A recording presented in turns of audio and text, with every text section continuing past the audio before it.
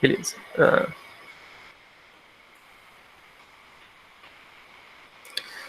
Tá, então na aula de hoje a gente vai começar a falar sobre intervalos de confiança.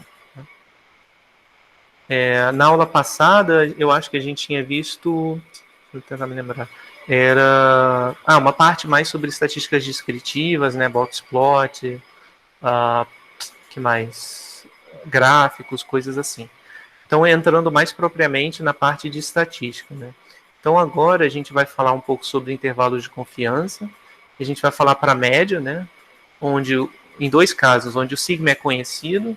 Esse caso aqui é um caso irreal, tá? Ele não aparece na vida prática porque a gente nunca sabe quem é o sigma. O sigma é desvio padrão, né? O desvio padrão da população, e isso a gente não consegue saber. Para saber isso, só olhando a população inteira, fazendo um censo, por exemplo. E mesmo assim, às vezes, você ainda em censo, dificilmente você consegue ver absolutamente tudo e toda a população, né? Em geral fica faltando um pouquinho, mas você, enfim, pode aproximar como sendo uma medida de fato da população toda, né? Mas exceto essas situações de censo, o nosso sigma vai ser desconhecido, tá? O sigma aqui, ele denota o desvio padrão da população. Então, depois a gente vai falar sobre intervalos de confiança onde o sigma é desconhecido, tá? Que é uma situação mais prática, mas a gente, em geral, fala do caso sigma conhecido primeiro, né? Porque é um caso mais fácil, e aí a gente, a partir disso, constrói o caso sigma desconhecido. Tá? Antes disso, a gente vai falar um pouco sobre variância amostral, porque para fazer um intervalo de confiança quando o sigma é desconhecido, a gente vai precisar estimar o sigma. E aí, como o sigma é um desvio amostral, a gente vai falar sobre um desvio populacional, desculpa, a gente vai falar sobre desvio amostral. Para falar disso, a gente tem que falar de variância amostral, tá? Então, essa é a primeira parte. Então, vamos ver sobre variância amostral. Então vamos ver aqui, né? Vamos relembrar. A variância populacional ou variância teórica, ela é dada por sigma 2 igual a var de x, e ela tem essa fórmula aqui, ó, é o valor esperado do quadrado dos desvios, né, da variável x com respeito à sua média, tá? Então eu tenho aqui a média, o valor esperado de x, e eu vou calcular, para calcular essa variância aqui, ela representa, né, a média dos valores possíveis de x, da distância desses valores possíveis de x até a média ao quadrado, tá? Então vou pegar essas distâncias todas aqui, elevar ao quadrado, fazer a média, tá? E no caso aqui a média vai ser ponderada pela PMF, tá? Então se a minha PMF tem essa cara aqui, por exemplo, ela é simétrica com respeito ao valor esperado, né? É uma variável aleatória simétrica. Então vou ponderar as distâncias pela PMF, tá? A gente viu isso por definição, né? Porque isso aqui vai ser somatório x, não, é somatório x, xinho menos e de x ao quadrado, e aqui vai entrar uma ponderação, que é p de, ficou ruim de escrever, p de x igual a xinho, tá? Então era isso que eu estava representando aqui. Mas tudo bem, isso aí a gente já viu, né? A gente só chegou a calcular o valor esperado e variância em alguns casos, por exemplo, no da binomial. Então, o importante aqui é a interpretação, e não tanto a fórmula mais. Então, de novo, a interpretação do sigma 2 é o que se espera para a média, né? Desculpa, o que se espera para a distância entre x e a sua média ao quadrado, né? Então, representa a média ou a média dos quadrados dos desvios em relação à média. E aí a gente nota o seguinte, isso aqui eu não consigo calcular na vida real, né? Por quê? Por que eu não consigo calcular isso? Porque eu não sei quem é o valor esperado de x na vida real, né? Eu posso fazer uma média e achar uma estimativa, mas o valor médio da população toda eu não sei. Quanto mais o valor médio dos desvios ao quadrado, né? Eu também não sei calcular isso. Então, como a gente pode, a ideia é como a gente pode criar uma versão que seja amostral dessa medida populacional. A gente pode substituir a palavra média, né, aqui e aqui, pela média amostral, né? Então, se a gente fizer a média amostral dos quadrados dos desvios em relação à média amostral, aí eu já consigo calcular. Então, o que seria isso, né? Seria, eu vou escrever aqui do lado. O que isso seria? Eu vou pegar aqui a média, só que agora eu vou substituir por média amostral, tá? Essa primeira média dos quadrados dos desvios. Nossa média vai ser xi, deixa eu botar maiúsculo aqui, xi menos, vamos fazer assim, ao quadrado, onde i vai de 1 até n, né? Então, se eu substituir a média teórica dos quadrados dos desvios pela média amostral dos quadrados dos desvios, eu vou obter isso aqui, né? Agora eu estou com a média amostral dos quadrados dos desvios. Isso aqui vai dar 1 sobre n, somatório, e indo de 1 até nzinho. Aí eu tenho outro problema, eu tenho esse problema aqui, né? Eu não posso botar igual, porque não é igual. Eu tenho um problema de como eu obtenho esse cara. Ele também é uma quantidade populacional desconhecida. Então eu vou fazer o mesmo truque, eu vou substituir por uma média, né? Então aqui eu vou colocar menos x barra, e aí x barra eu vou definir como a média amostral do xis, tá? Tudo bem? Então esse é o truque, para você chegar na média, na variância amostral, o que você tem que fazer é isso, você substitui as variâncias, as médias, né, na definição. Você substitui as duas médias, essa e essa, que antes eram teóricas, populacionais, pelas médias amostrais. Você está estimando essas duas esperanças. Aí nota o seguinte, né, isso aqui eu vou chamar de S2 asterisco, tá? Esse é o cara mais intuitivo para eu usar como estimador. Mas olha só qual o valor que a gente vai usar, né? A gente vai usar S2, que é esse aqui. Ele é quase igual, nota, né? Pelo que eu fiz aqui. A única diferença é que ele está dividindo por n-1, ao invés de dividir por n. Então essa primeira média aqui não é bem média, é uma média entre aspas, tá? Quando você troca por média amostral. Porque para ser uma média mesmo tem que dividir por n. Estou somando n termos, né? Teria que dividir por n. E por que se faz isso, né? Por que faz isso? Vou colocar aqui o S2 só para deixar registrado.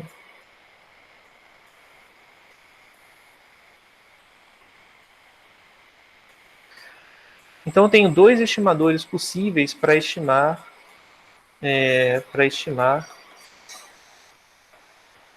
sigma 2. E a questão é, eu vou usar o melhor deles, né?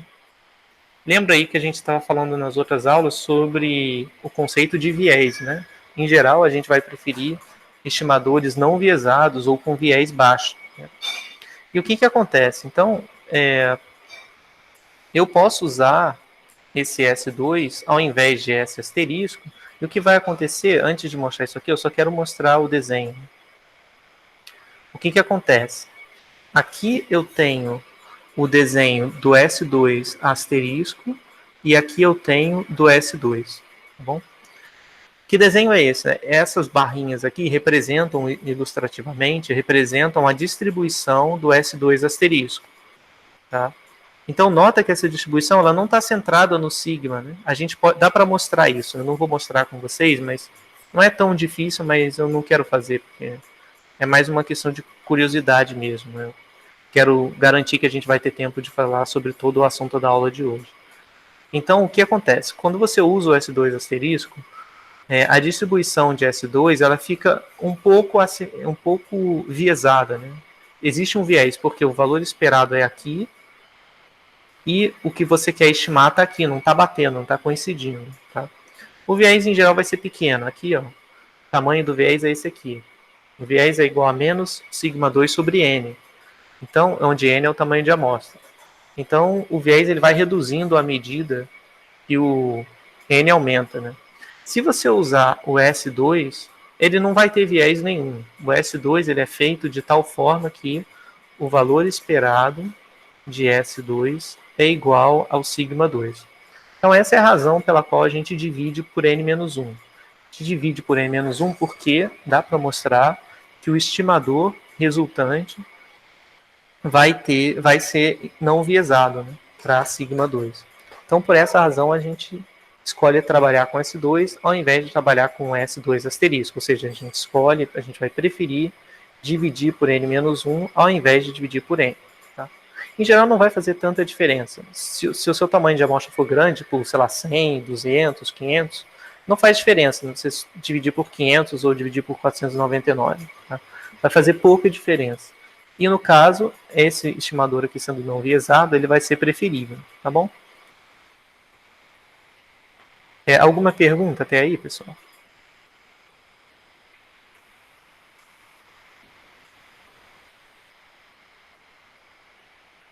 Tá? Eu só queria voltar para dar uma forma alternativa, né, de cálculo do S2. Então, eu também posso escrever, porque lembra lá, né, que a variância, isso aqui era a variância de x. Não.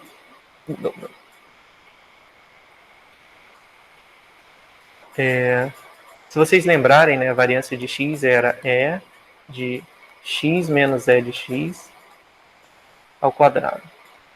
Tá? E a gente tinha mostrado lá na primeira parte lá de probabilidade que essa variância podia ser escrita assim também. Tá? Como E de x ao quadrado menos E de x elevado ao quadrado. E que essa forma era mais fácil de calcular do que essa daqui. Quer dizer, do que essa. Então aqui vai existir uma forma análoga, um jeito. Vai existir uma outra forma de você calcular o S2, que é a mesma, né, vai dar no mesmo valor numérico, que é assim, fazendo somatório de xi ao quadrado menos n x barra ao quadrado, dividido por n menos 1, que é o que está no lado direito. Dá para mostrar que essas duas quantidades são iguais. Dá para mostrar que isso é igual a isso. Tá? Eu fiz essa conta com detalhe lá com o pessoal do Diurno. Então, se vocês tiverem curiosidade, deem uma olhada lá no vídeo. Não é difícil, tá? Mas depois de ter falado com eles sobre isso, eu achei melhor deixar como uma curiosidade, porque já está gravado lá. Então, se vocês procurarem pela aula 9, que eu postei lá no IBA, vocês vão ver que tem a explicação do porquê essa variância amostral pode ser escrita dessa forma também, tá? Mas eu preferi deixar mais como uma curiosidade, caso vocês queiram saber, tá? Mas por que é mais fácil, né? Quando você olha para essas duas formas, tem que pensar por que é mais fácil calcular desse jeito ou desse, né? Porque desse jeito aqui, para cada observação que você tiver, você vai ter que subtrair a média para depois elevar tudo ao quadrado e somar, né? Eu estou dizendo assim, se você tem o seu valor xi, né, x1, x2, até xn, aí você vai ter que fazer o seguinte, você vai ter que calcular quem é x1 menos x barra, primeiro calcular o x barra, depois fazer x1 menos x barra, x2 menos x barra, xn menos x barra,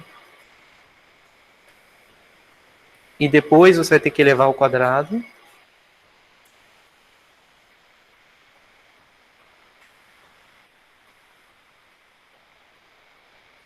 e aqui também xn menos x barra. E para terminar, você vai ter que somar tudo isso aqui, né? E depois dividir por n menos 1. Tá? Enquanto que se você fizer com essa forma daqui, é mais rápido, porque o que você vai ter que fazer é só colocar todo mundo ao quadrado.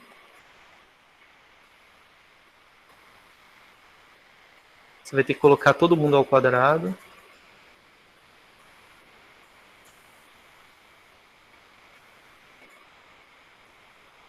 Tá? Depois que você fizer isso, aí você soma e depois subtrai n x barra e divide por n menos 1. Tá?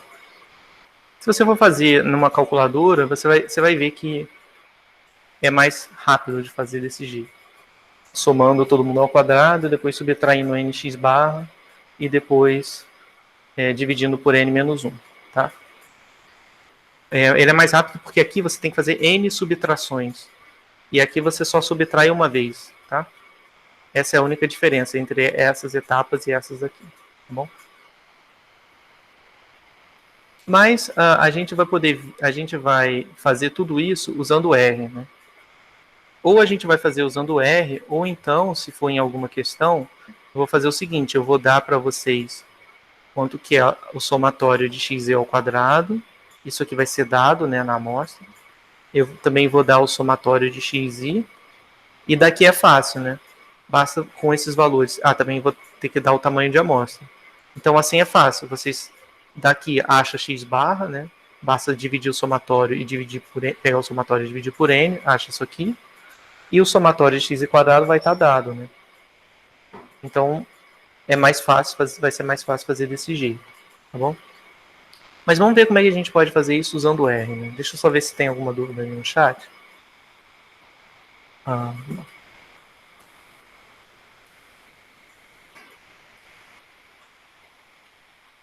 ah. Mas vamos então ver o exemplo, né? Um exemplo prático. Então, de novo, né? É aquela questão das pinças dos escorpiões. Então, aqui a gente tem x, a variável aleatória, que é o comprimento em milímetros, né? Aí que deveria ser pinça, né? E não garro. Da pinça do escorpião adulto da espécie Scorpiomaurus. Então, tem o x, tem distribuição normal, mi, sigma 2, tá bom? Então, aí o comprimento, você pode pensar qualquer um desses quatro aqui. Ou a largura, né, com a vista de cima, né? Ou então esse comprimento, ou então essa largura, essa altura, digamos assim, né? Ou então essa outra distância. Então, nesse exemplo, eu tenho os seguintes dados, né? Aqui eu tenho essas informações. Então, os meus dados são, aqui está o x1, aqui está o x2, assim sucessivamente. Aqui está o x10, né? 1, 2, 3, 4, 5 vezes 2, 10. Então, né, tá aqui. x1, x2 até x10. Então, a média da amostra, né, vai estimar o mi. Então, como é que eu faço? A média da amostra é só somar tudo e dividir por 10, né? E o desvio padrão da amostra? Bom, o desvio padrão da amostra eu tenho que calcular como eu tinha feito antes. Né? Como eu tinha mostrado lá pelaquela fórmula com vocês. Vai ser o quê? Se eu for usar a fórmula que é mais complicadinha, né, a definição direta, lembrando, eu tinha S, que era igual a 1 sobre n menos 1, somatório xi menos x barra ao quadrado, né? Para estimar o sigma 2, desculpa, o S2, para estimar o sigma 2. Se eu quiser estimar sigma, né? Ou seja, se eu quiser o desvio padrão para estimar o sigma, então o que eu tenho que fazer? É só eu pegar o estimador da variância e tirar a raiz, né?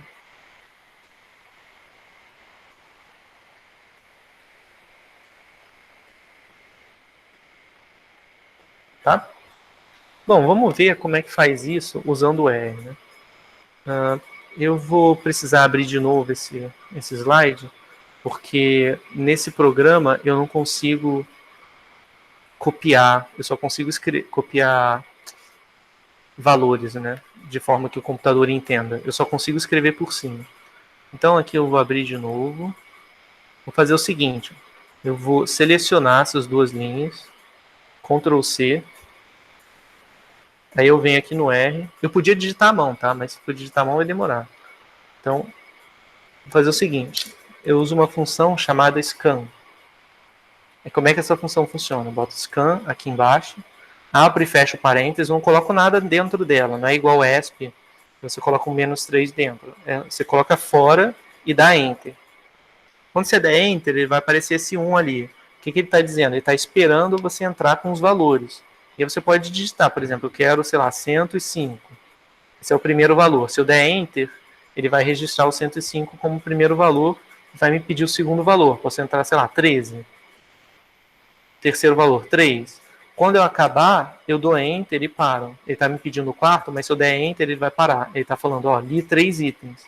105, 13 e 3. Eu posso usar isso para entrar com esses dados aqui.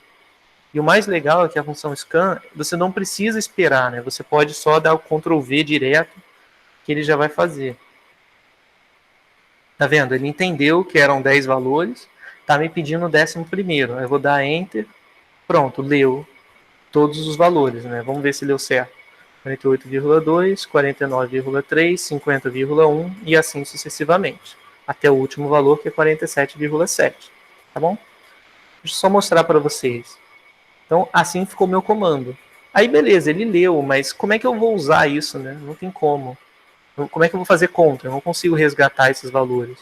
É porque ficou faltando eu colocar isso dentro de alguma variável. Então, eu vou colocar dentro da variável x, tá? Vamos dizer x igual ao scan. Dou Enter, Ctrl V, Enter. Aí ele vai me pedir o 11º, como não tem, vou dar Enter e confirmar. Pronto, ele falou, li 10 itens. Então, se eu disser x, ele vai mostrar para mim quem são todas as observações. Se eu quiser a primeira observação, eu faço x, colchete 1, fecha colchete. Ele vai me dar o primeiro valor. Se eu quiser o segundo, eu faço x, colchete 2, ele vai me dar o segundo valor. Tá bom? Esse x, ele é um vetor, tá? Esse x aqui, ele é um vetor, que a gente chama de vetor. O vetor é o quê? Ele é um objeto que tem várias entradas. Tem a primeira entrada, a segunda entrada, a terceira entrada. E você pode fazer contas com esses vetores. E aí é que fica fácil, porque olha só o que acontece. Né? Eu posso pedir, por exemplo, se eu quiser a média, né? Eu posso pedir min de x. Aí o que ele vai fazer? Vai olhar o vetor, vai pegar todos esses valores aqui e vai tirar a média. Vamos ver. 48,2. Então, beleza, ele já calculou lá x barra igual a 48,2. E se eu quiser o desvio padrão, né? O desvio padrão eu faço como? Eu posso pedir raiz quadrada, SQRT, da variância, que é var, de x, tá? 1,708. Eu também posso fazer direto. Ele tem um comando chamado SD, que é Standard Deviation, x. Ctrl Enter, fez lá o meu 1,708, tá? Então, gente, alguma dúvida como usar o R para copiar a informação, colar e achar média e variância?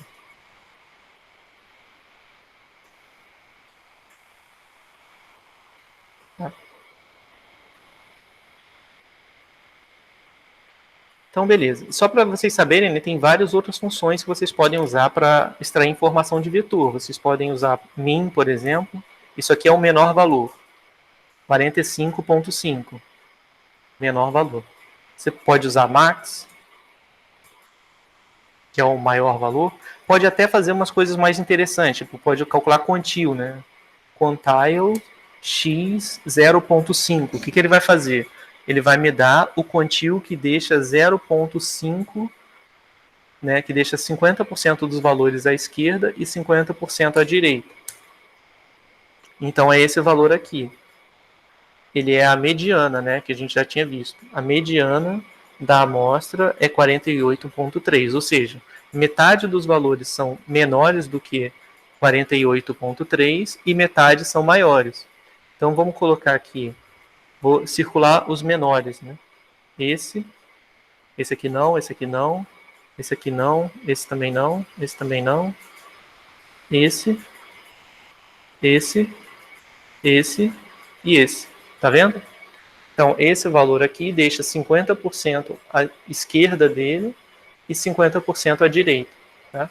Então, por isso que o R é conveniente, porque para você calcular qualquer coisa, ele já vai fazer tudo direto para você. Basta você ler ele e jogar dentro de um vetor, que nem a gente fez. Ela botou x igual a scan, aí o x recebeu toda a informação e agora o que você quiser é só você usar a função. Min de x dá a média, SD de x dá o desvio, quantile de x, e aqui entrou na probabilidade 0,5, ele calcula o quantile com aquela probabilidade, tá? Então essa que é a conveniência maior do R. E o ponto positivo da gente estar fazendo isso remotamente, né, é que vocês podem usar esse tipo de conhecimento para fazerem os exercícios e até na vida prática de vocês. Tudo bem? Então, eu tenho algumas... Essa foi a primeira parte, né, que a gente falou um pouquinho de estimação e viu como faz para calcular algumas estimativas amostrais usando o R. Deixa eu ver se alguém tem alguma dúvida. Eu vou olhar aqui o chat. Alguém tem uma pergunta antes de eu avançar para a parte de intervalo de confiança?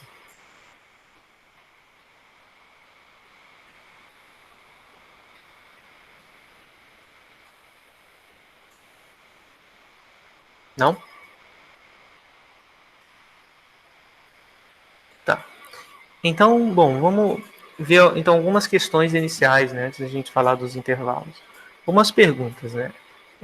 Primeiro, é razoável a gente supor normalidade para os dados, né? E essa pergunta aqui você pode substituí-la por várias outras. Né? Por exemplo, é razoável supor que os dados têm distribuição exponencial? Ou então é razoável supor que os dados têm distribuição Poisson? Porque o que a gente vai fazer agora? A gente vai tratar da parte de inferência. A parte de inferência é o quê? É você estimar quantidades populacionais com base em quantidades amostrais. Então, tipicamente, o que a gente vai fazer é o seguinte: a gente vai dizer X, que é a minha população, tem uma certa distribuição. Por exemplo, para fugir um pouco do clichê normal, né? Por exemplo, X tem distribuição Poisson, tá? Estou dizendo isso. E eu tenho que dizer qual é a taxa, né? Uma certa taxa que eu vou chamar de lambda. Então eu estou fazendo duas afirmações aqui. Eu estou fazendo a primeira, que é X se comporta como uma Poisson. Então isso aqui é uma coisa que eu assumi. Tá? Eu assumi que X tem distribuição Poisson. A segunda coisa que eu assumi é que ele tem uma certa taxa lambda, né? Então são duas suposições. Eu podia fazer também algo do tipo, será que X tem distribuição normal, média μ e variância sigma 2? Então eu tenho que checar três coisas. X tem distribuição normal? Primeira coisa. X tem média μ? Segunda coisa. X tem variância sigma 2? Terceira coisa, né? Então, primeira, é razoável supor, nesse caso, normalidade? Segunda pergunta, né? Qual seria o valor de μ? Esse cara eu não sei, né, na vida real. Terceira pergunta, qual seria o valor de sigma ou de sigma 2? Né? Sabendo sigma, a gente sabe o sigma 2 e vice-versa. Tá? Então são três coisas que a gente procura responder. E a gente vai ver a primeira delas agora, que é a segunda, quer dizer, qual seria um valor de μ? Ou seja, sendo mais preciso, né, qual seria o intervalo de valores razoáveis para eu acreditar que o μ está lá dentro. Né?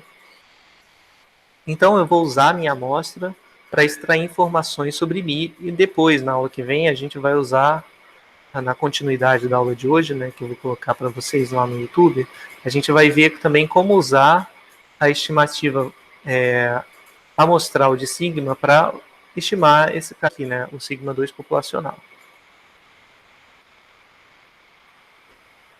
Então tá, vamos aos dados, né?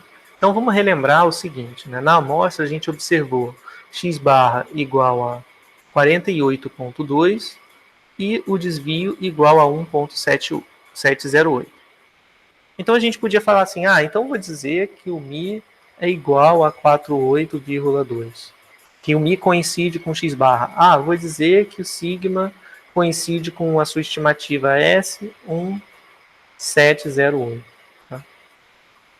Aí a pergunta é, mas será que na população a gente de fato tem isso? Né? Será que na população a gente tem esse valor de μ igual a x barra e o sigma igual a 1,708? E com certeza não. Né? Se eu coletasse uma outra amostra, eu obteria um outro x barra, um outro s, e aí eu diria que o μ é igual a esse outro x barra e o sigma igual a esse outro s? Não. Né? Então eu reconheço que tem alguns valores, que x, talvez, né, a média populacional μ esteja próxima do x barra, né? É razoável a gente acreditar isso. Ou que o desvio amostral, o desvio populacional esteja próximo do que eu calculei para o desvio amostral. E aí a questão dos intervalos de confiança é definir o que seria essa questão do estar próximo, tá?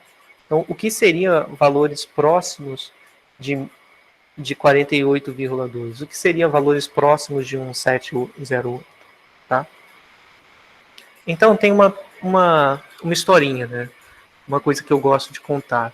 É o seguinte. A gente tem essa questão, né? O x barra e o s são aleatórios.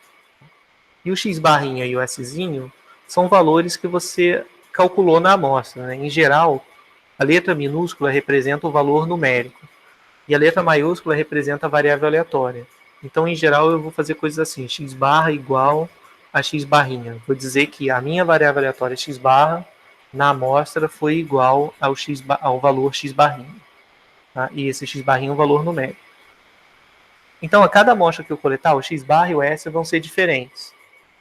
E aí o que a gente quer? A gente quer que os valores de x barra e S não sejam muito distantes de μ e de sigma, respectivamente. Ou seja, em outras palavras, a gente quer que a probabilidade de x barra estar perto de μ seja alta, e idem para S e sigma, né? A probabilidade de S estar próxima de sigma tem que ser alta.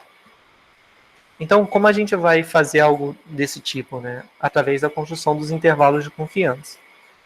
E aí a gente olha uma coisa, né? Na amostra eu observei x barra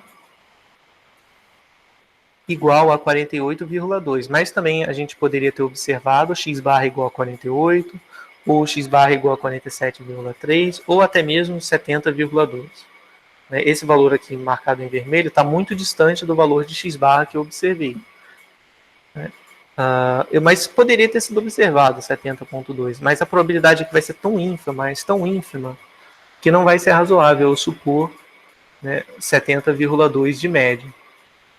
Então, ou seja, né, se eu tiver dado um valor de μ, alguns valores de x barra vão ser mais prováveis do que outros. Né? E aí, portanto, o x barra traz informação sobre o valor de μ. Como assim? Se eu fizer aqui um gráfico em que eu tenho μ aqui no meio, esse μ é uma quantidade desconhecida, tá? E aí eu vou olhar aqui, eu vou colocar a distribuição de x barra. Lembrando, né? X barra tem distribuição pelo TCL, tem distribuição aproximadamente normal, com média μ, sigma 2 sobre n. Então a variância da normal, a variância do x barra vai ser n vezes menor que a variância dos dados. Então, em geral, né, a minha curva normal ela vai estar ao redor de μ. Né? E aí o que acontece? Eu vou lá e observo o x barra. O x barra é o que eu observo, o μ não. Então, vamos supor, né? Se eu observo um x barra aqui, vamos colocar aqui. Se eu observar um x barra aqui, né? Porque x barra é o que eu observo, então eu tenho que ver onde é que está o μ. Se o x barra está aqui, faz sentido supor que o μ esteja desse lado, né? Agora, faria sentido supor que o μ está aqui? Não, por quê? Se o μ estiver desse lado, a distribuição de x barra vai estar sempre centrada em μ. Então, eu vou ter uma outra curva aqui, com a mesma largura, né, com a mesma variabilidade, só que centrada no μ. Então, olha só o que acontece. Aqui eu tenho a minha plausibilidade do x barra, é essa altura, se o verdadeiro valor de μ for esse aqui. Se o verdadeiro valor de μ for esse, então a plausibilidade de μ vai ser muito menor. Não, desculpa, a plausibilidade do x barra que eu observei na amostra vai ser bem menor, vai ser essa altura daqui. Tá? Então, o que isso aqui me diz? Isso me diz que, dado o x barra que eu observei, ele tem uma capacidade de me dizer que valores de μ são razoáveis de eu supor e quais valores de μ não são razoáveis, tá? Por esse desenho. Então, isso aí foi só intuição, né? Isso aqui foi o que eu falei, né? Alguns valores de μ não são plausíveis de terem gerado o particular x barra que eu observei na minha amostra. É o caso do μ vermelho. O μ preto, não. O μ preto está muito mais condizente com x barra. Então, vamos de fato, né, para o intervalo falar sobre intervalo de confiança. Então, esses intervalos, eles são intervalos aleatórios, tá? E eles vão conter o μ, eles são feitos para que eles contenham o verdadeiro valor de μ com alta probabilidade. Tá? Essa probabilidade é até você que determina. Então, se você quiser um intervalo que contenha μ com probabilidade de 99%, você consegue obter esse intervalo. Se você quiser com 99,99999% de probabilidade, você também consegue. Provavelmente aí o intervalo vai ser absurdamente gigante, né? Não vai ser muito bem informativo, mas você consegue obter um intervalo com qualquer confiança que você queira. Então a gente vai falar sobre dois casos. O primeiro, que é o caso que o sigma é conhecido. De novo, esse caso é irreal, né? Porque a gente nunca conhece o valor de parâmetros populacionais, né? E depois a gente vai falar o caso em que sigma é desconhecido.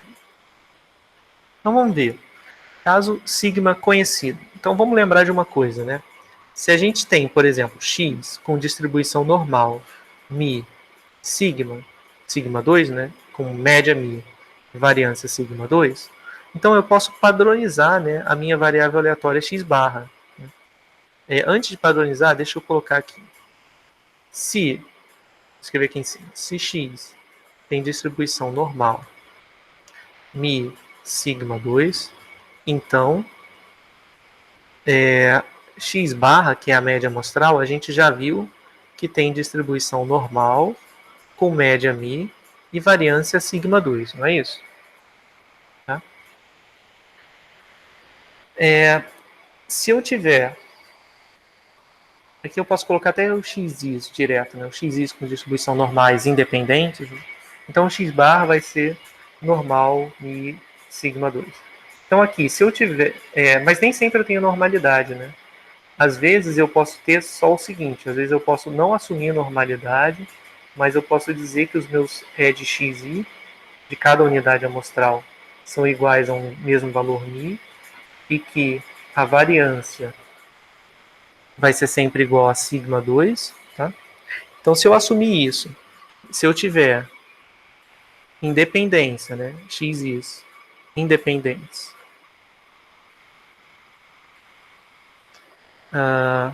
e xis com a mesma distribuição, né? Ah, não. Tá, com a mesma distribuição, beleza. Não vou escrever aqui. E você tiver um tamanho n de amostra grande, né?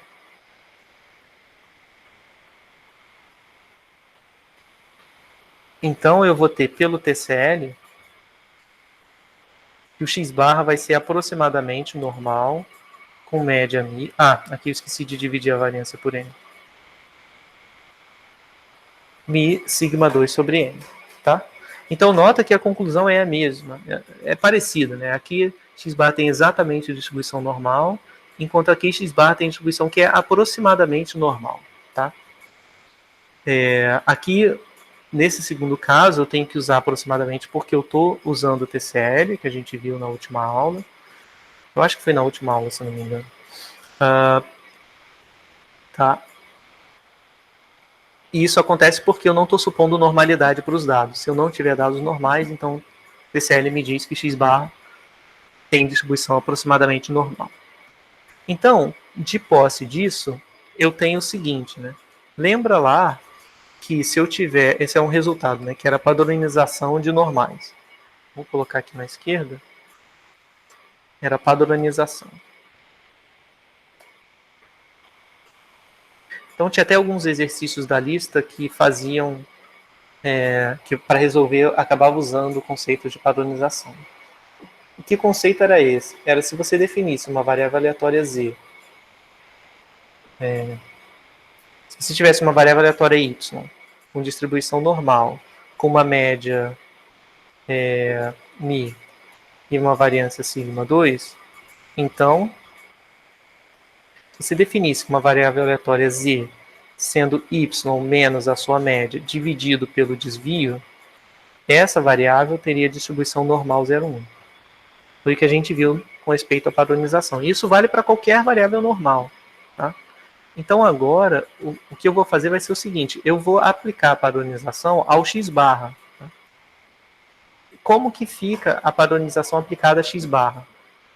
Eu vou definir uma variável z, que é x barra padronizado, ou seja, x barra menos a sua média, que é mi, tá? Então, a variável aleatória menos a sua média, tá?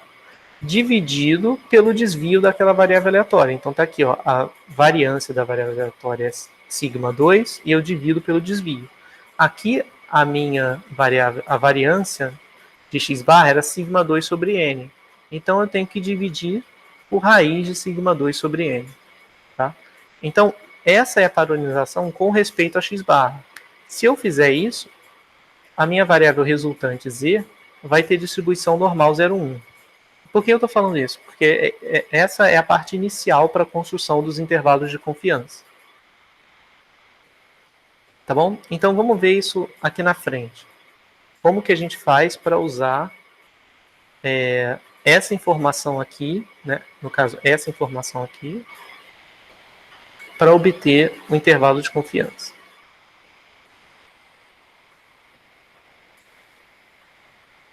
Então, vou escrever aqui x barra menos mi dividido por raiz de sigma 2 sobre n.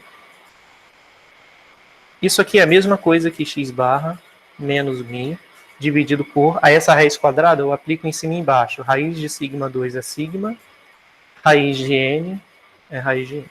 Tá? Então, essa variável aqui tem distribuição normal 0,1. Ou então tem distribuição aproximadamente normal 0,1 se o n for grande, mas os x não forem normais. Aí o que eu vou fazer? Lembra lá da história que eu quero um intervalo que com alta probabilidade contenha um mi? A minha alta probabilidade eu estou chamando de 1 menos alfa. Tá? Então essa vai ser a probabilidade que vai ficar no centro da minha distribuição normal 0,1. Nota que essa variável, essa curva daqui, representa a distribuição de z, que é normal 0,1. Então aqui eu tenho a distribuição normal 0,1 para o z, que é definido dessa forma, tá? E aqui eu quero um intervalo ao redor, né, da sua média e que seja um intervalo largo, que tenha uma probabilidade alta, 1 menos alfa. Então, dado 1 menos alfa, o valor, dado um alfa, né, qualquer, o valor 1 menos alfa é o que a gente chama de nível de confiança do intervalo. Tipicamente, esse nível de confiança acaba sendo em torno de 95%. Tá? Isso depende do contexto. Em alguns contextos em que você quer ser mais conservador e ter uma chance menor de errar na estimação de mi, né, de ter um intervalo que não contém o mi, e aí você pode aumentar esse valor para 99% ou 98%, algo assim. Então, em geral, né, esse 1 menos alfa vai ser um valor próximo de 1. 1 menos alfa é o nível de confiança. Então, por exemplo, 0,95, 0,98 até 0,99. Tá bom? E aí, como é que eu defino esse valor? Eu vou colocar ele aqui, ó. Só pelo desenho, eu já consigo definir o valor 1 menos alfa, tá? Então, ó, 1 menos alfa, ele é definido como a probabilidade, né? Essa área aqui é a probabilidade entre QS e QI. Mas de qual variável aleatória está entre QS e QI? A variável aleatória é Z. Então, a probabilidade de Z ser maior do que QI, menor que QS. Tá? Vê se não é isso. Né? Tá bom? E aí, como eu faço para encontrar esses valores? Né? Se eu supuser que o QI está na mesma distância de QS, né, de zero, né? Se QI está na mesma distância de zero que o QS de zero, então o QI vai ser menos QS. Então posso trocar isso aqui por menos QS, menor do que Z, menor do que QS. Tá? Esse S é de superior e de inferior, tá? O quantio inferior, quantio superior. Aqui no desenho eles estão deixando alfa sobre 2 na esquerda, alfa sobre 2 na direita. Então eles vão ser simétricos, tá? Então o QI vai ser igual a menos QS. Tá? Então é assim que eu começo a fazer o intervalo de confiança. Tá? E aí como é que eu faço isso? Agora, esse 1 menos alfa eu dei, né? Eu dei para você, falei, quer dizer, eu dei não, vocês escolhem, né? Valor 1 menos alfa. Então vamos supor que é 95%. Tá? Por exemplo. Então aqui é exemplo. Nem sempre vai ser esse valor aí. Mas vamos supor que seja 95%. Tá? Para depois a gente achar lá no R o contínuo correspondente. Então nota o seguinte, ó. Dado 1 menos alfa, eu consigo achar quem é o valor de QS. Como é que faz isso? Bom, nota que o QS, né, o desenho foi feito de tal forma que tem 1 menos alfa de probabilidade aqui no meio, e nos extremos eu tenho o restante dividido por 2, que é o alfa sobre 2. Então, vê se não é isso. Vê se a probabilidade à esquerda de QS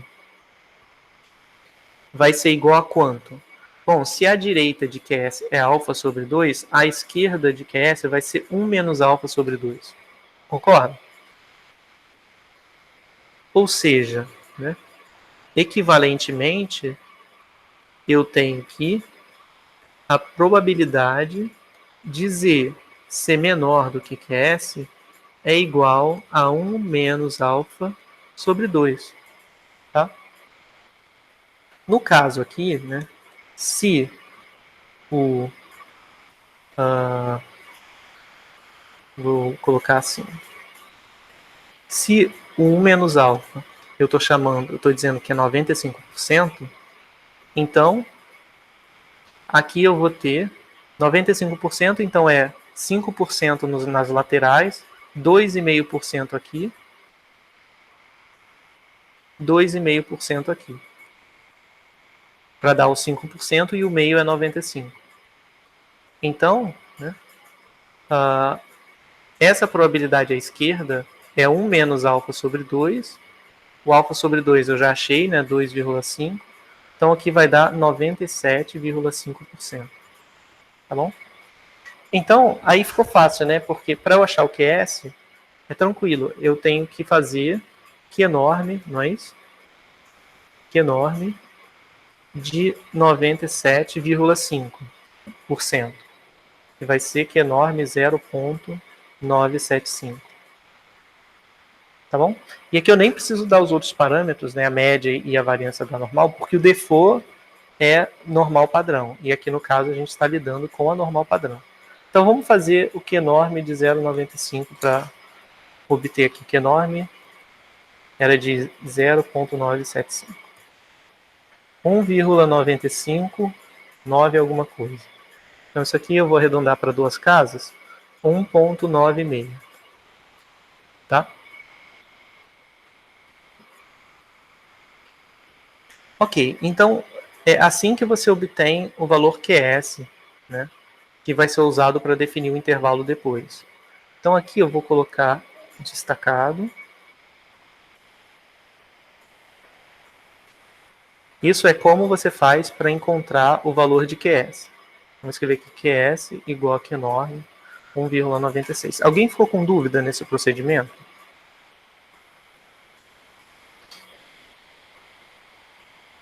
Para achar o QS?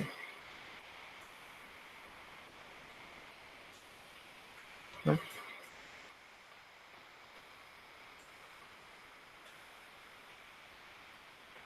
Bom, então vamos lá. Seguindo adiante, a gente vai construir um intervalo agora. Tá? Então eu vou só copiar para cá o que a gente tinha escrito. A gente estava com 1 menos alfa igual a P, de Z está entre menos QS e QS. Tá? Aí o que eu vou fazer? Vou escrever quem é o Z, né? O meu Z.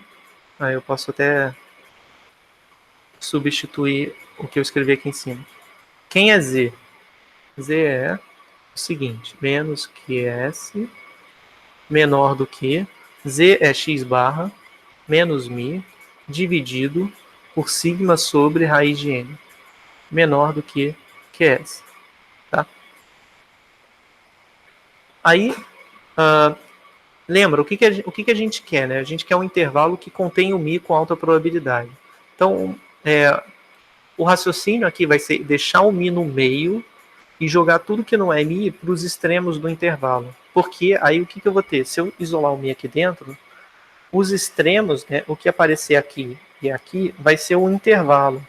Como esse 1 menos alfa tenham em mente o 95%, é um valor alto, depois de fazer esse procedimento, eu vou obter um intervalo, que vai ter esses dois extremos, que conterá o mi com alta probabilidade. Então vamos lá, vamos fazer a próxima etapa. Eu quero manter o mi aqui dentro. Primeira coisa é multiplicar os três lados por sigma sobre a raiz de n. Então vai ficar menos QS, sigma dividido por raiz de n, menor do que... Aí aqui eu vou multiplicar também. Então vai dar x barra menos mi Porque quando eu multiplicar aqui por sigma sobre raiz de n, vai cortar. E aqui vai dar QS sigma dividido por raiz de n. Tá? Ah, beleza, agora está quase lá, né? Eu preciso agora tirar o x barra daqui. Como é que eu tiro o x barra? Subtraindo o x barra dos três lados. Então eu vou ter menos x barra menos QS sigma sobre raiz de n menor do que, quando eu subtrair x barra aqui vai ficar só menos mi, e aqui subtraindo x barra, né, vai dar menos x barra mais, mais QS sigma dividido por raiz de n. Tá bom? Bom, agora está quase, porque eu quero eu quero deixar o mi no meio, mas não quero deixar menos mi, então tem que multiplicar por menos 1. Então vai dar, multiplicando por menos 1, né, em todos os lados aqui, para manter a desigualdade, vai dar x barra mais QS sigma sobre raiz de n. Aqui eu vou deixar um espaço em branco, aqui eu vou deixar outro espaço em branco, vocês vão ver logo o porquê, menos QS sigma sobre raiz de n. Tá? Tudo bem? Então o que eu fiz aqui? Eu fiz o seguinte, eu multipliquei tudo por menos 1. Aí o que acontece? Aqui eu vou dar um exemplo numérico. Tá? Então aqui eu tinha o seguinte, eu tinha tudo com menos, né? E valores que aumentam em sequência. Então vamos supor vamos supor que o meu valor seja menos 3, menos 2, menos 1. Então vale a relação menos 3, menor que menos 2, menor que menos 1, né? Então só para, caso vocês não lembrem, né? Quando eu trocar, quando eu multipliquei por menos 1, eu vou ter os valores 3, 2 e 1, né? E aí o que acontece? Agora eu vou ter que escrever a ordem da desigualdade. Só que a ordem vai ter trocado, né? Agora o 3 é maior que o 2, que é maior que 1. Então eu tenho que trocar a desigualdade. Isso é só se você não lembrar que tinha aquela regrinha, né? E quando você tem uma desigualdade, se você multiplicar os dois lados por menos 1 ou por um valor negativo qualquer, você tem que trocar o sinal da desigualdade. Tá? Então foi o que aconteceu. Anota que aqui trocou o sinal. E aqui também trocou o sinal. Tá? Antes era menor, passou a ser maior. Antes era menor, passou a ser maior. Tá? Então, agora, só para manter na ordem, né, eu poderia também escrever assim. Eu já vou obter meu intervalo. Então, olha só, o intervalo de confiança para mi, com confiança de 1 menos alfa, ele é obtido ele tem a seguinte fórmula, né? Quem é o extremo esquerdo do intervalo? Ora, é o menor valor, que é esse aqui. Então, é x barra menos QS sigma sobre raiz de n. E aqui, o extremo direito do intervalo é x barra mais QS sigma sobre raiz de n. Tá? Então pronto, esse é o intervalo de confiança. Intervalo de confiança para mim é obtido dessa forma. Tá bom? E aí é só colocar na fórmula. E por isso que eu estou supondo que o sigma é conhecido, tá? Por quê? Eu só vou poder calcular o que é esse intervalo se eu souber o valor de sigma. Por quê? Bom, porque essa parte aqui, que é o x barra, eu consigo calcular, basta eu calcular na amostra, né? O n também é o meu tamanho de amostra. O QS, eu mostrei para vocês como é que calcula, ele vai vir em função de 1 menos alfa, tá? Então aqui, num caso geral, eu poderia dizer já direto, né? Em geral,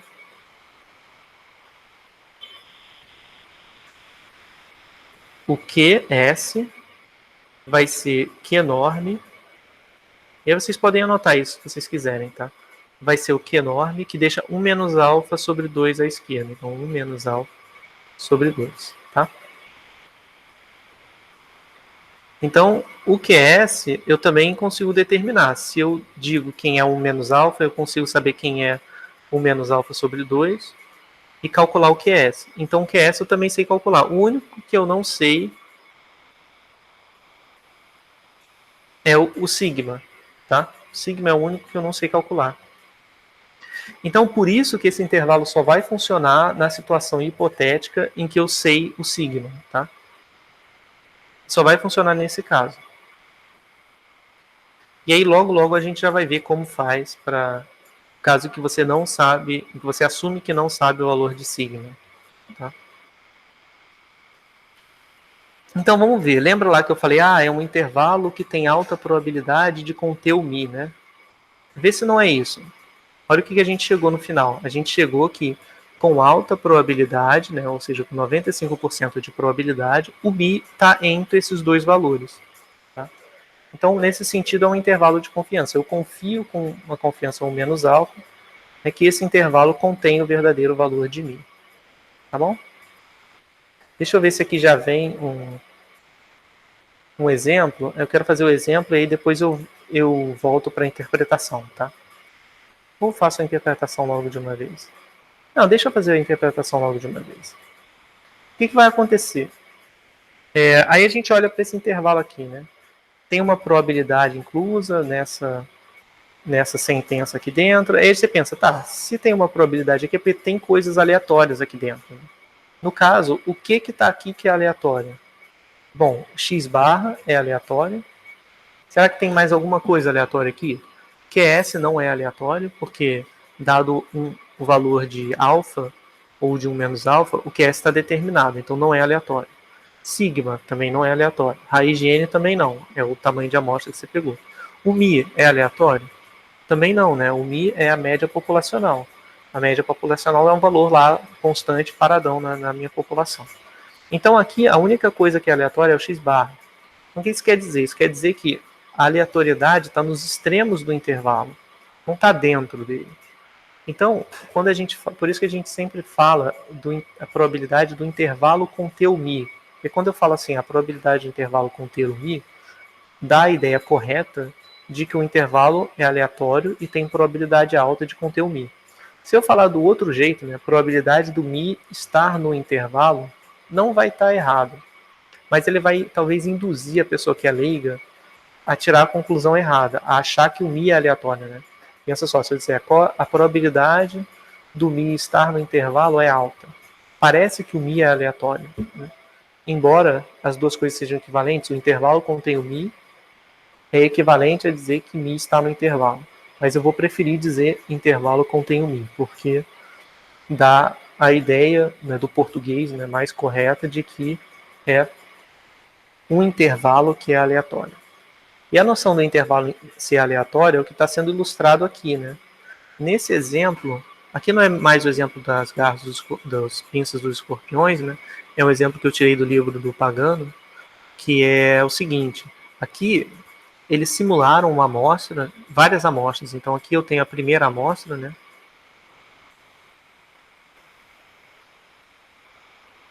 Então eu tenho uma amostra 1. E essa amostra 1 tem um tamanho n associado, tá? E aqui, até o final, então, tem várias amostras. Então, aqui eu tenho outra amostra. É uma amostra diferente, sei lá, vamos supor que é uma amostra... Que essa aqui seja a amostra 20, né? Não sei.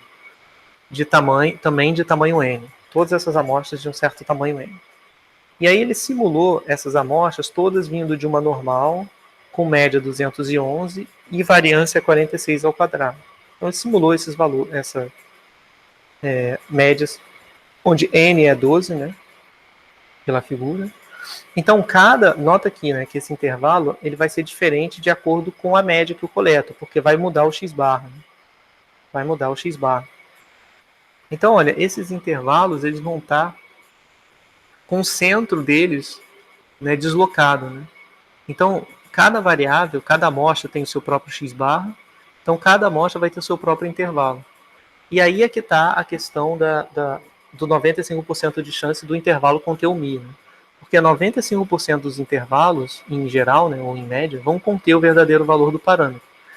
Mas aí quer dizer o seguinte, quer dizer que algumas amostras o intervalo não vai conter o mi. Por exemplo, essa amostra aqui. Ó. Esse pontinho, nota que é uma amostra para a qual o intervalo de confiança não conteve o verdadeiro valor de mi, que era os 211 que eu usei aqui. Essa amostra também não. Essa aqui também não. Então é nesse sentido, tá? É no sentido de que 95% das amostras, né, se o meu 1 menos alfa for igual a 95%, 95% das amostras vão me dar intervalos que contêm o verdadeiro valor de μ, e 5% das amostras vão me dar intervalos que não contêm o verdadeiro valor de μ. Tá? Como na vida real a gente trabalha com uma amostra só, né, de um tamanho fixo, né, mas é uma amostra em geral, a gente não vai saber, né, se essa amostra ela é uma das que contém o verdadeiro valor de μ ou não. A gente não sabe isso. Então a gente tem que acreditar, por isso tem essa questão da confiança, né? Eu vou confiar que o meu intervalo é um daqueles 95% de intervalos que contém o verdadeiro valor do parâmetro. Seria muito mais esperto fazer isso do que acreditar o contrário, acreditar que aquele intervalo é um dos 5% que não contém o verdadeiro valor de μ. Tá? Então é um intervalo de confiança nesse sentido. Então vamos fazer um exemplo finalmente, né, para a gente ver como aplicar isso aí na prática. Então, ó, vamos voltar para os dados, né, das pinças dos escorpiões que a gente tinha mostrado lá no início. Então, na nossa amostra, a gente observou o x barra igual a 48,2. Então, aqui, ó, a média deu 48,2. Então, vou anotar aqui, x barra igual a 48,2. E aí, vamos supor, por enquanto, né? Vamos supor, por enquanto, que o desvio padrão é conhecido e é igual a 1,8. Então, vamos supor que sigma é igual a 1,8. Aqui no caso, 1,8 tinha sido, deixa eu pedir de novo aqui, SD, é aproximadamente igual ao valor que eu obtive para o desvio padrão amostral, tá? Então isso aqui é supondo, entre aspas, que o verdadeiro valor do desvio populacional é parecido com o valor que eu observei para o desvio amostral, tá? Então, ó, aí é fácil. Agora o que eu tenho que fazer? Eu tenho que ver qual é o nível de confiança. Então, se a gente fixou o nível de 0,95, então, o que acontece? Eu vou botar aqui 1 menos alfa é igual a 95%. Então, primeira coisa, o que eu tenho que fazer é obter QS. Tá? Porque a gente vai ter que substituir aqui, né? Substituir o x barra é fácil. O n, meu n era 10, né? Eu não coloquei aqui no exemplo, mas se vocês lembrarem lá do slide, o meu n era igual a 10, né? Aqui, meu n era 10.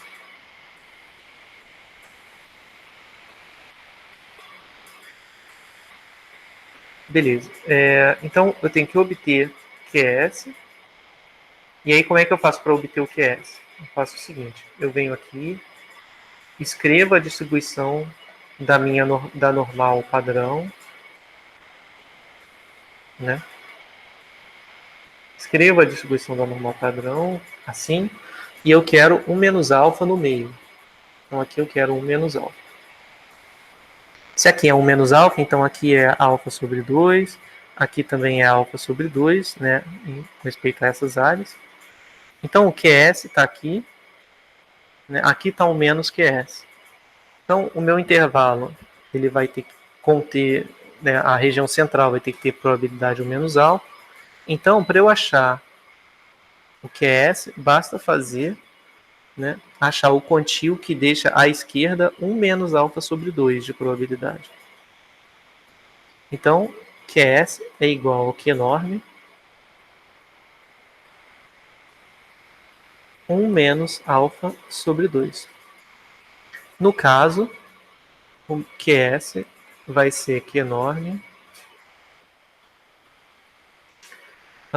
Bom, aqui eu tinha 1 menos alfa, era 95%, né? Então aqui 1 menos alfa era 95%. Se 1 menos alfa era 95%, e aqui eu estou dividindo do lado de fora em duas áreas iguais, então aqui tem que ser 2,5%, e aqui tem que ser 2,5%. Tá? Porque somadas, essas duas áreas tem que dar os 5% que faltam para completar a área total da normal. Tá? Então aqui vai dar Q norme 0,975. Por quê? Porque o valor de 1 menos alfa sobre 2 é essa área aqui, mais a área do meio, que vai dar 97,5%. Tá? Então, o meu QNOR, então eu venho aqui, peço o QNORM, eu já até pedi, né? QNORM de 0,975, 1,96.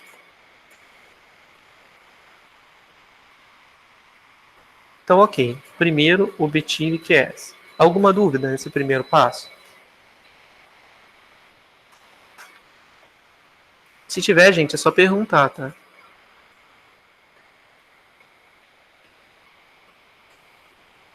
E aí o segundo passo é substituir o x barra, o sigma, o n e o QS na fórmula.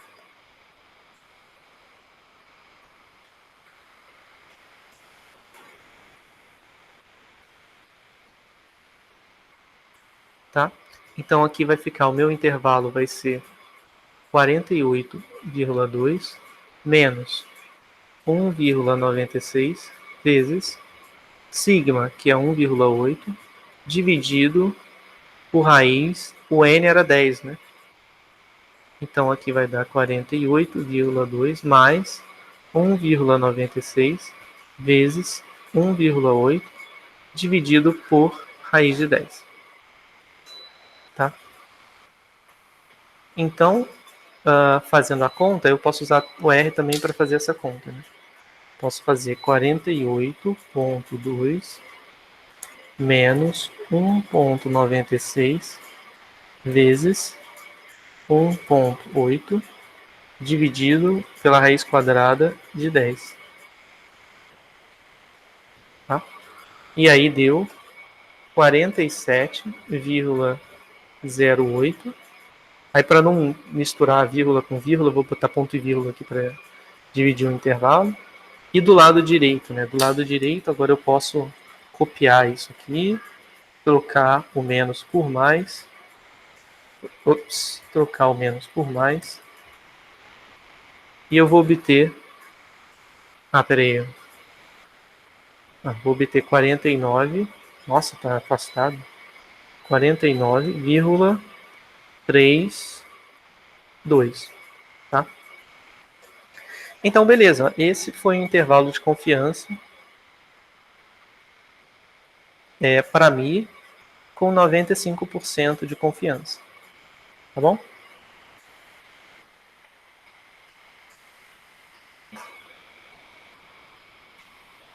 Tá? E aí só tem um recadinho no final, né? Mas cada valor que a gente observar para o x barra, igual ao x barrinha, vai produzir um intervalo diferente. E a gente já viu que 95% deles contém o μ. E aí a conclusão é a seguinte, né? Num linguajar estatístico, quando a gente tiver que interpretar o intervalo de confiança, aí nas questões da lista, quase sempre vai ter um interprete o intervalo de confiança em termos práticos, né? Então, né, a interpretação é a seguinte: a gente tem 95% de confiança de que esse intervalo que a gente obteve contém a média do comprimento das pinças de toda a população de escorpiões da espécie Scorpiomaurus. Tá? E aí, bom, essa é a interpretação do intervalo. Tá? Esses 95% de confiança, se você quiser ser mais detalhista, né, explicar o que isso significa na sua interpretação, você também pode. Você pode escrever algo do tipo: 95% dos intervalos de confiança, né, vão conter a média μ do comprimento das pinças de toda a população dos escorpiões dessa espécie. E aí, o particular intervalo obtido na amostra resultou em 47,08, 49,32. Então, a gente prefere, né, acreditar que esse intervalo é um dos que contém a verdadeira média populacional. Né? Ou seja, a gente prefere acreditar que o μ vai estar entre esses dois valores. Por quê? A favor dessa afirmação, eu tenho 95% de probabilidade. Contra ela, eu tenho 5%. Então, se eu tiver que tomar uma decisão, a decisão vai ser... eu tenho evidências, né, de que o procedimento me dá evidências de que μ está entre esses dois valores.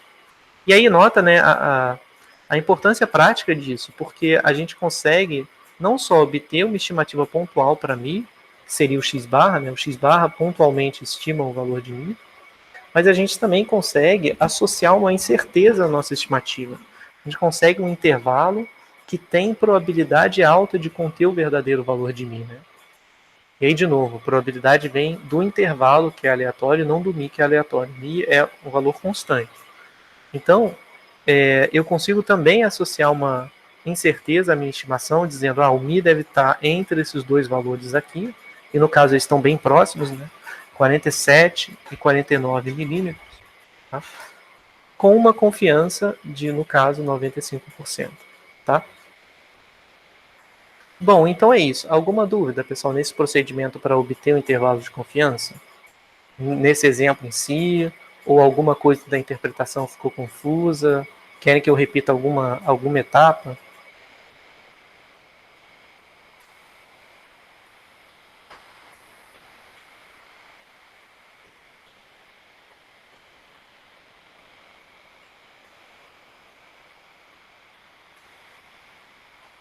Não?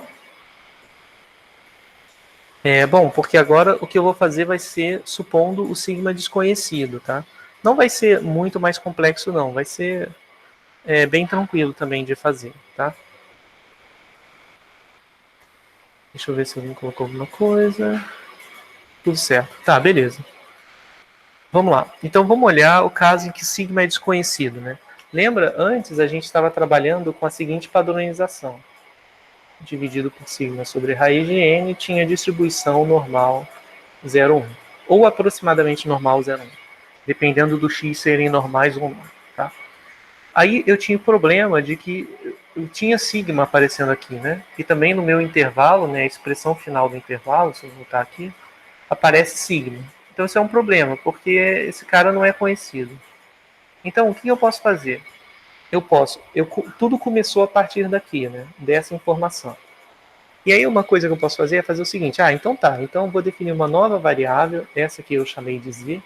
Eu falei, vou definir uma outra variável, vou chamar de t, essa variável daqui. Ela vai ser igual à anterior, só que ao invés de colocar sigma, eu vou colocar s, tá? Em que s é o meu desvio padrão amostral, né? Ou vou colocar a raiz de S2, que é a raiz da variância amostral. Então, o que eu estou fazendo? Eu estou na marra, né, trocando o verdadeiro valor de sigma por uma estimativa, que é o S, né? Ou a raiz de S2. Só que, quando eu faço isso, eu não posso mais dizer que essa distribuição é normal 0,1. Né? Não posso mais dizer isso. Se eu fizer esse tipo de substituição, a distribuição vai mudar. Ela vai passar a ser dessa variável aleatória, vai passar a ser a t de student, é o nome da distribuição, tá? Com n-1 graus de liberdade. Tá? Então, se eu fizer essa substituição aqui, né, eu vou ter uma variável aleatória t que é diferente de z, e a sua distribuição deixa de ser normal, passa a ser t de student, tá? E aí o parâmetro da t de student, diferente da normal que tem 2, né, a média e a variância, o da t de student é um só, é o grau de liberdade, né, ou graus de liberdade.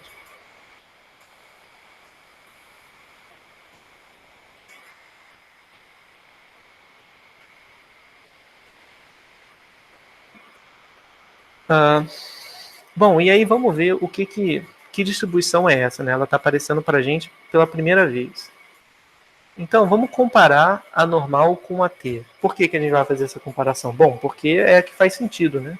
Eu antes estava com uma distribuição normal, agora eu estou com uma distribuição t. Eu quero comparar e saber qual é a diferença entre essas duas variáveis. Então, vamos ver. Então, primeira coisa, né? A t de student ela é simétrica em torno do zero. É igual ao normal 0,1. Né? Normal 0,1 também é simétrica em torno do zero. Só que ela é mais dispersa que a normal. É mais dispersa que a normal padrão. Como assim? Quer dizer que as caudas são mais largas. Né? Isso vai acontecer por quê? Porque tem duas quantidades aleatórias formando a T, o x barra e o S2. Né? A gente pode interpretar dessa forma. Aqui só tinha uma fonte de aleatoriedade, x barra, no Z. Aqui eu tenho duas, o x barra e o S2, porque são duas coisas aleatórias, enquanto aqui eu só tenho uma. Então, a distribuição resultante ela vai ter que ter mais dispersão, porque vão ter mais coisas aleatórias formando aquela variável. Tá? Se a gente olhar o desenho, a gente vai poder concluir isso. Né? Por quê? Aqui eu tenho V, são os graus de liberdade. Então, vou escrever aqui, ó, T student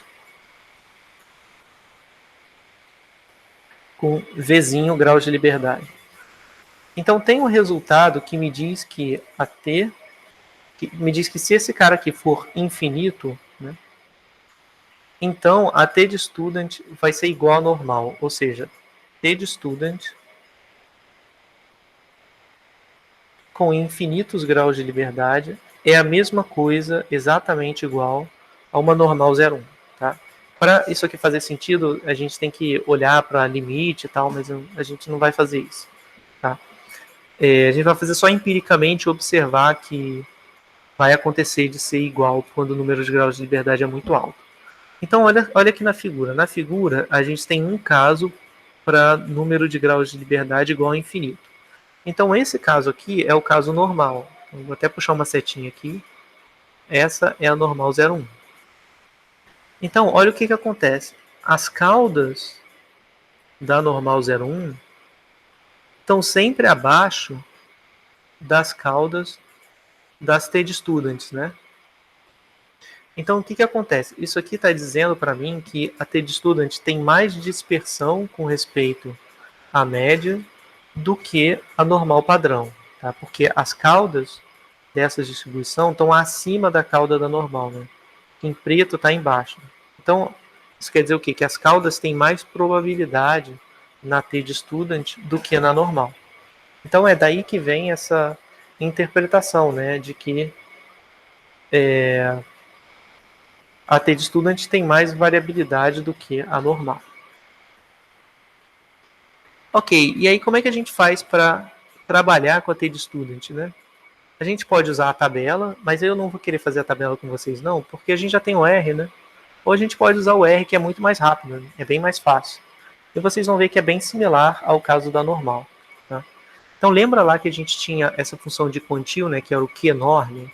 Essa função vai existir para todas as distribuições que tem no R. Então vai existir uma QPOS, que é da Poisson, vai existir uma QBinom, que é para binomial, e assim sucessivamente.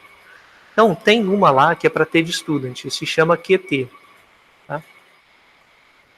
Então a função QT do R, ela pode ser usada para obter quantias da T de student, e é isso que a gente usa para calcular probabilidades, né? Então, essa QT, ela retorna coisas do tipo P de T menor ou igual ao quantio, tá? Então, funciona da seguinte forma. Eu tenho que dizer, primeiro, qual é a probabilidade acumulada, segundo, qual é o número de graus de liberdade, tá? Então, se eu tiver que calcular algo assim, P de T menor ou igual a Qzinho, igual a P, né? Então, se eu tiver que obter o quantio de probabilidade Q na T de student, eu faço QT de P, que é a probabilidade acumulada à esquerda, vírgula, graus de liberdade, que são os graus da T de student. Tá? Então, vamos ver um exemplo. Né? No caso lá das pinças de escorpião, o meu N era 10 e o P, que era a probabilidade acumulada, a gente tinha feito a conta, era 0,975, porque era aquele desenho, né? Aqui eu tenho 95% de probabilidade. Aqui eu tenho 2,5. E aqui eu tenho 2,5. Então aqui o meu quantio ele deixava à esquerda 97,5% de probabilidade. Então, o meu quantio que eu queria era de probabilidade acumulada 0,975, com 10 graus, com 10 observações. Então, lembrando, né, que a minha T de student era n-1. Então, vou até escrever aqui. T, definido como x barra menos mi, sobre sigma dividido por raiz de n. Isso aqui tem distribuição T de student. Com quantos graus de liberdade? N-1. Então, se na minha amostra eu tinha uma amostra de tamanho 10, então meu N-1 era 9. Então aqui eu tenho que fazer QT, né? Ou seja, eu quero quantil da T para achar o TS. Quero quantil da T com 97,5% de probabilidade à esquerda, com 9 graus de liberdade. Então, se eu vier aqui no R e pedir isso, né? Eu vou querer o seguinte, eu quero QT 0,975 e 9 graus de liberdade. Então dá 2,262157, tá? Poderia só trabalhar até aqui. 2,26, tá bom? Então é bem similar ao P-norm. A única coisa que eu tenho que fazer é, além de botar a probabilidade, eu tenho que colocar também o número de graus de liberdade. Mas é só isso, tá?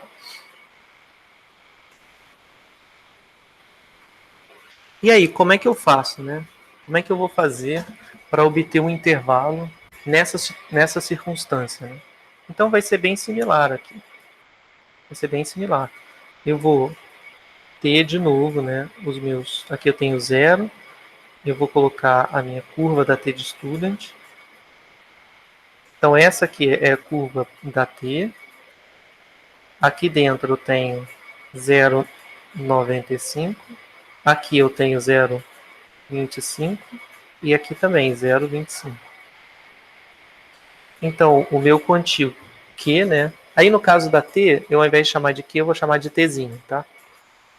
Então aqui eu tenho que a probabilidade de T menor ou igual a Tzinho tem que ser 0,975, né? Que é aquele 1 menos alfa sobre 2. Tá? Para o alfa igual a 5%. Tá? Ou 1 menos alfa igual a 95%. Então, beleza. Eu já descobri que o valor de T, que satisfaz essa desigualdade, né? essa igualdade, na verdade, o valor de T é 2,26. E agora, como é que eu faço? Escrevi errado, desculpa, gente. Aqui eu coloquei sigma, mas na verdade era S. Tá? Deixa eu ver se o slide está certo. O slide está certo. Então era S. Eu que copiei errado. Então, ó, é bem similar, né? É bem similar. O que vai acontecer é o seguinte. Aqui, ó, vou escrever. Melhor eu escrever, né? Eu vou fazer assim. Então eu tenho que 0,95 vai ser igual à probabilidade de T estar entre menos Tzinho e T. Aí que eu já poderia trocar por 2,26, tá? Mas eu vou manter assim porque eu quero a forma geral. Então aqui menos T menor do que x barra menos μ sobre S dividido por raiz de n menor do que T. Aí eu vou copiar para... Eu vou deixar aqui do lado esquerdo como foi o início do caso em que eu tinha sigma ao invés de TS. Então vamos olhar. Aqui eu tinha P de menos T menor do que x barra menos μ sobre raiz de sigma 2 sobre n menor do que QS, né? Ou aqui a única diferença é que não é mais T, é QS. Então aqui eu estou pegando o QS e estou jogando para T. E eu estou trocando também o sigma 2 por S2, ou então, né, analogamente, trocando sigma por S. Então, o intervalo que eu obtiver no final vai ser igual, vai ser a mesma forma. Só que eu vou trocar o sigma por S. E o QS eu vou trocar por T. Então, olha, só para não ter que repetir as mesmas contas que eu já fiz com vocês, né? Porque é a mesma forma, tá olhando? É a mesma, não muda nada, só muda S ao invés de sigma e T ao invés de Q. Então, a minha formulação vai ser a mesma. Então, vai dar x barra menos. Aí aqui apareceu que S vai ser T. Raiz de sigma 2 vai dar sigma, só que eu estou trocando sigma por S. E raiz de N. Aqui o mi. E aqui x barra mais T sobre raiz de N. E aqui entra o S, né? Então, beleza. Esse é o meu intervalo de confiança. Agora, se eu quiser anotar, vai dar o IC de mi com 95% de confiança. Eu vou definir como sendo x barra menos t S sobre raiz de n. Menor do que mi, menor do que x barra mais t S sobre raiz de n. Tá?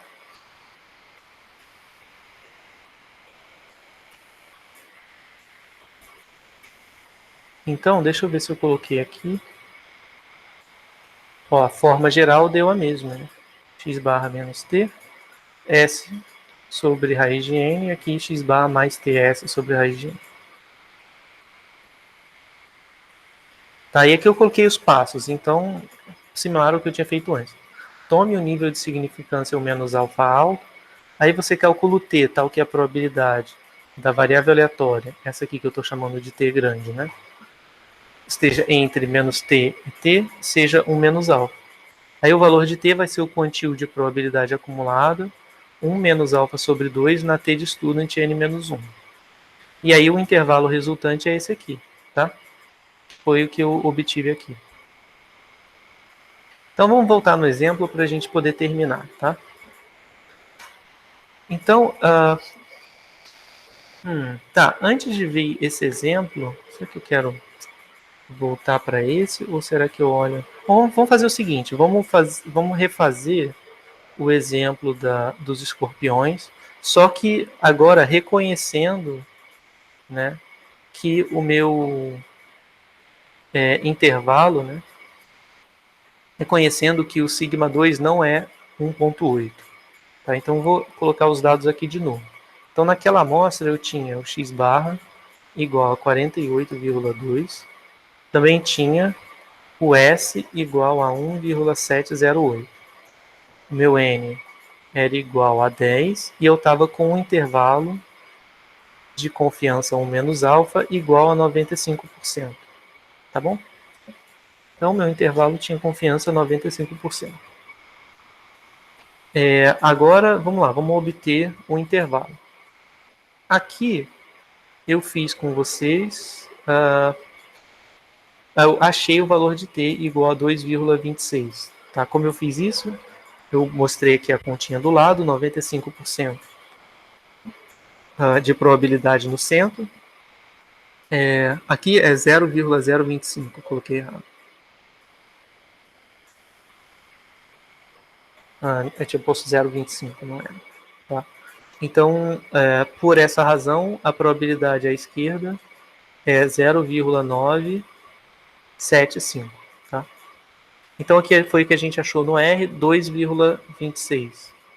Então, aqui, né, o meu intervalo vai ser x barra, que é 48,2, menos aqui o valor de t, foi 2,26, né? Então vai dar menos 2,26, que multiplica 1,708 dividido pela raiz de n, que é 10, né?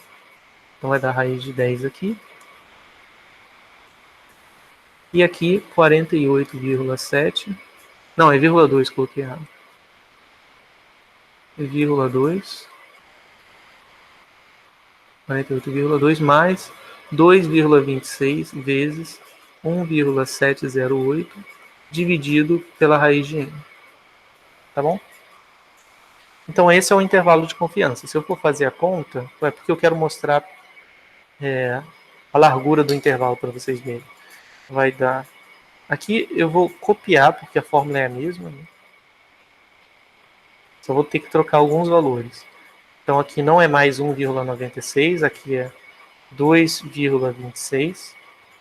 E aqui é 1,708, 708, e aqui 2,26, Então, eu fiz a conta aqui, deu 46,98. Esse é o extremo esquerdo do intervalo. O extremo direito é 49,42.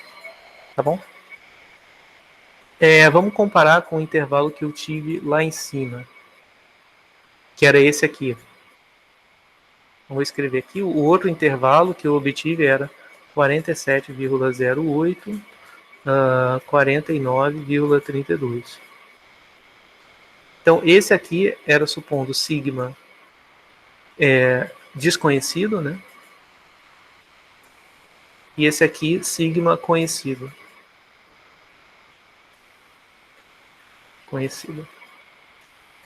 Então, o que acontece? Se você olhar para a largura do intervalo, né, você vai ver que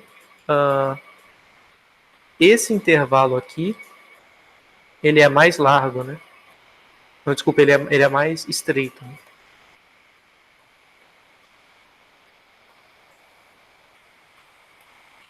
Por quê? Porque o extremo esquerdo dele é mais alto que esse e o direito é mais baixo. Então, olha o que acontece. Quando eu reconheço que o sigma é desconhecido, o meu intervalo ele tem uma amplitude maior, né? Ele tem um tamanho maior. E esse tamanho maior está refletido no fato de que eu estou reconhecendo que existe uma quantidade aleatória compondo o intervalo que é o S2, e para tratar dessa aleatoriedade extra em comparação com esse intervalo, o intervalo resultante acaba tendo que ser mais largo. Tá? Então isso é só uma interpretação intuitiva dos dois, um em comparação com o outro. Tá? E aí agora eu só queria fazer esse exemplo porque ele trata de um nível de confiança diferente, né, que é, no caso, 98%, só para treinar um pouquinho como que obtém esses valores. Então, olha, nesse estudo de efeitos do uso de cocaína no período pré-natal sobre bebês, então você tem mães, né, que consumiam cocaína e aí se investigou, né, qual era o peso dos bebês nascidos, né, dessas mães. E aí a gente obteve o seguinte conjunto de dados. A gente teve uma amostra de tamanho 190, a gente teve uma média amostral de 2,7 kg, então é bem próximo aí daquele limite que é considerado para subpeso, que é de 2,5 kg, e o desvio é de 645 kg. Então a questão é, construa um intervalo de confiança de 98% para mim, que é aqui definido como peso médio ao nascer dos bebês de mulheres que usaram cocaína durante a gestação.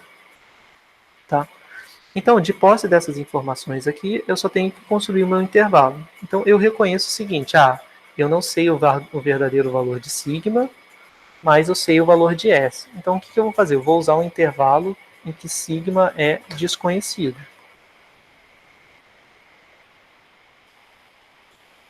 Sigma desconhecido.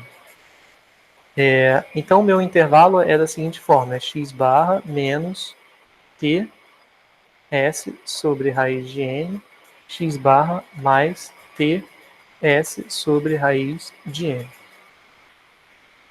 Aqui falta achar o t, né? Eu já sei que n é 190, eu já sei que x barra é 2,700 e eu já sei que S é 645. Então basta achar o valor de t. Eu vou escrever aqui, vou colocar a minha distribuição t de student. Aqui está o zero.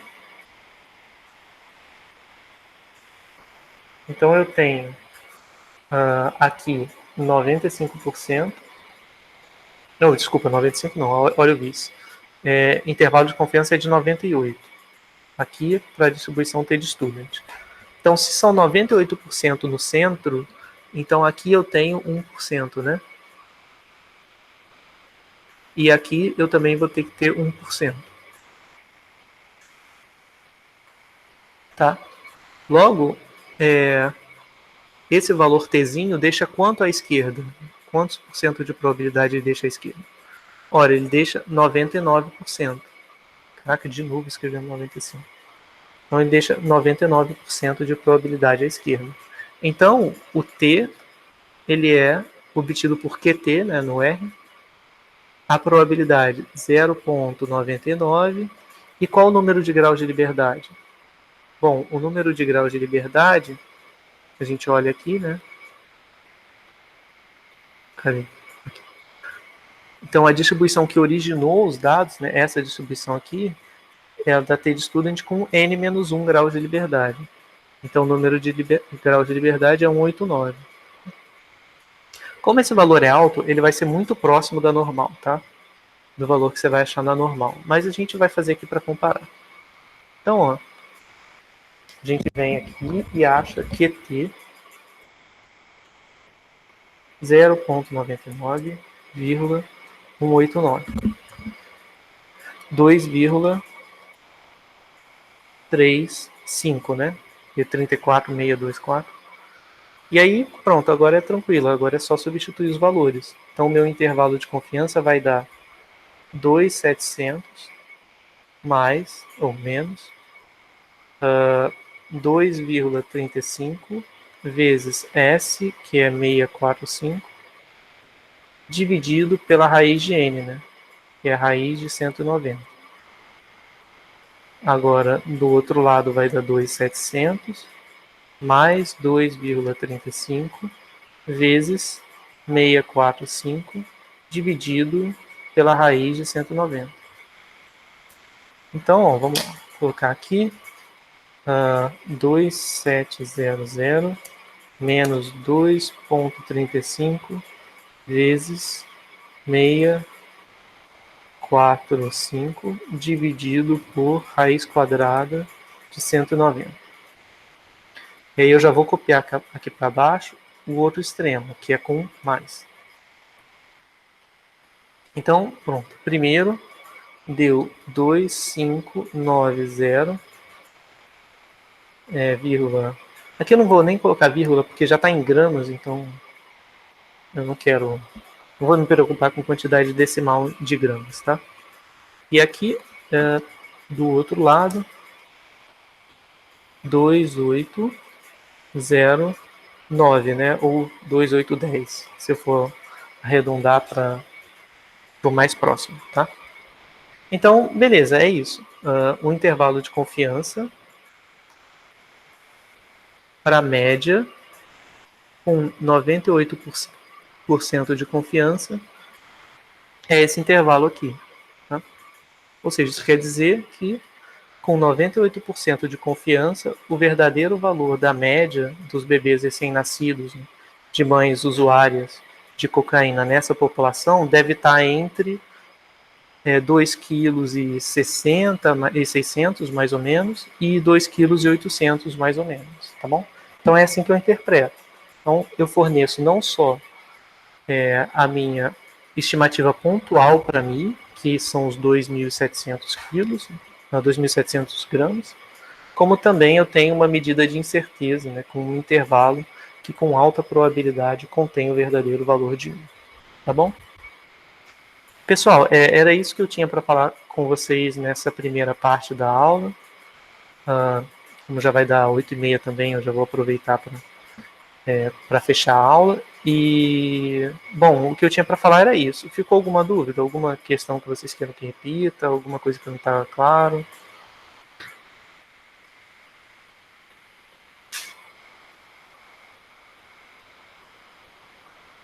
Beleza? Bom, então tá bom, pessoal. Depois, então, eu vou colocar lá para vocês a continuação. A gente vai falar sobre intervalo de confiança para proporção, tá? E aí eu já coloco lá no YouTube para vocês depois assistirem. Então, beleza, pessoal. Bom fim de semana para todo mundo. Professor. Oi, pode falar. Sobre a correção rapidinho